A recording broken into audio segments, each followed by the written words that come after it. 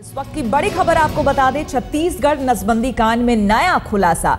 छत्तीसगढ़ के प्रधान सचिव के मुताबिक प्राथमिक जांच में पीड़ितों को दी गई दवा में चूहे को मारने वाले जिंक फास्फाइड की मौजूदगी मिली है। नसबंदी कांड में अब तक 14 महिलाओं की मौत हो चुकी है।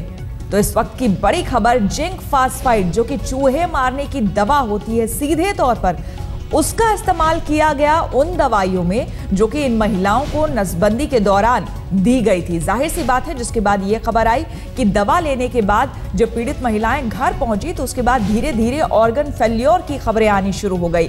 धीरे धीरे करके जितने भी ऑर्गन्स हैं सभी फेल होते गए और उसके बाद जो पोस्टमार्टम रिपोर्ट सामने आई है, 14 महिलाओं की चूंकि मौत हो चुकी है, उसमें पोस्टमार्टम रिपोर्ट में यह भी खुलासा हुआ है कि कई महिलाओं की मौत डर की वजह से हुई है। तो एक बड़ा खुलासा आपको बता दें, प्राथमिक रिपोर्ट में यह खुलासा हुआ है कि चूहे मारने की दवाई जो होती है वो इन महिलाओं को दी गई थी नसबंदी के दौरान। जब इन्हें दवाई दी गई थी तो उसमें जिंक फास्फाइड का इस्तेमाल हुआ था।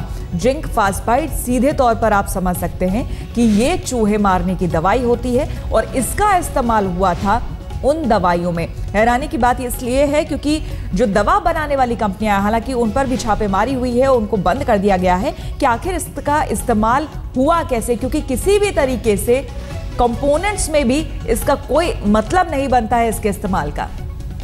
सुनील नामदेव हमारे संवाददाता फोन लाइन पर हमारे साथ जुड़ चुके हैं। सुनील, बेहद चौंकाने वाला यह खुलासा, कंपोनेंट के तौर पर भी किसी भी हाल में जिंक फास्फाइड का इस्तेमाल हो ही नहीं सकता।